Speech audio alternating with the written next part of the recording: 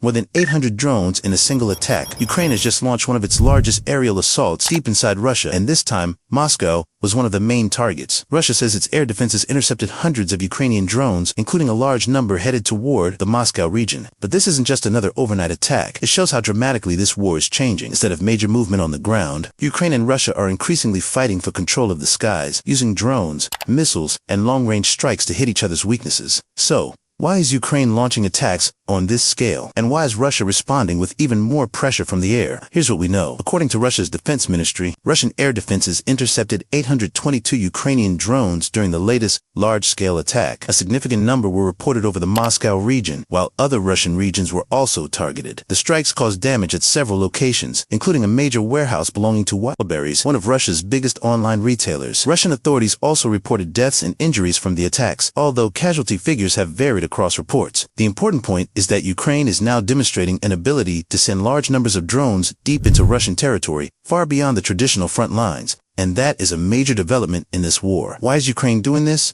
Ukraine's strategy appears to be about more than simply destroying individual targets. The idea is to overload Russia's air defense network. Think about it this way. If one or two drones are approaching, an air defense system has a relatively simple problem. But when hundreds of drones are launched across multiple regions at the same time, Russia has to decide where to deploy its limited defensive resources. And even if Russian forces intercept a large percentage of those drones, some may still get through. That's exactly why Ukraine has been increasingly developing and using long-range drones. The targets aren't always military bases. Ukraine has increasingly focused on infrastructure connected to Russia's war effort, including oil facilities, warehouses, logistics hubs, and industrial sites. The goal is to make it harder for Russia to supply and sustain its military operations. Recent attacks have also targeted facilities that Kyiv says are connected to Russia's military supply chain. So this is becoming a war of logistics, production, and air defense, not just soldiers fighting across a battlefield. But there's a big problem for Ukraine. Ukraine is also facing a serious vulnerability. While Kyiv is increasing its drone attacks against Russia, Russia continues launching drones and missiles against Ukraine.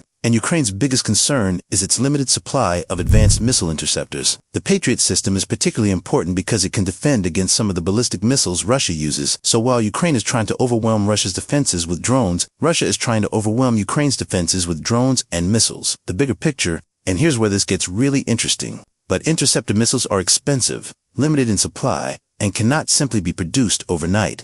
That creates a difficult calculation for Ukraine. If it uses too many interceptors defending one location, it may have fewer available for the next attack, and Russia knows that. Recent Russian attacks on Ukraine have included large numbers of drones and missiles.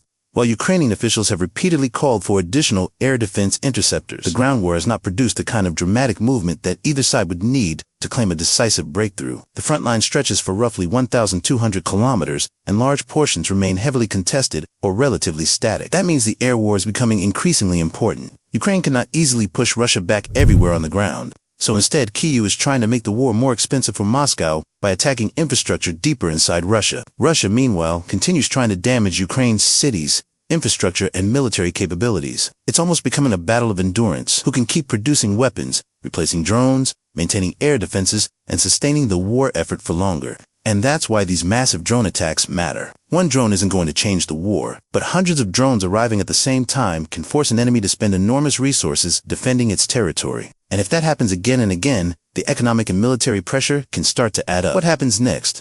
The biggest question now is how Russia responds. Moscow has already shown that it is willing to continue large-scale strikes against Ukraine, and Ukraine has made it clear that it intends to keep expanding its ability to strike targets deep inside Russia. That creates a dangerous cycle. Ukraine launches more drones. Russia responds with more missiles and drones. Ukraine needs more air defense interceptors. Russia tries to exploit that shortage, and the cycle continues. Meanwhile, European allies are discussing additional sanctions and continued military support for Ukraine, while the broader diplomatic effort to end the war remains uncertain. As of now, there is no clear sign that either side is ready to completely stop these attacks. So, the biggest story here isn't simply that 800+ drones were launched, it's that the nature of this war is changing. The battlefield is no longer limited to the front lines. The skies over Moscow, Kyiv, and cities far from the traditional battlefield are becoming part of the fight.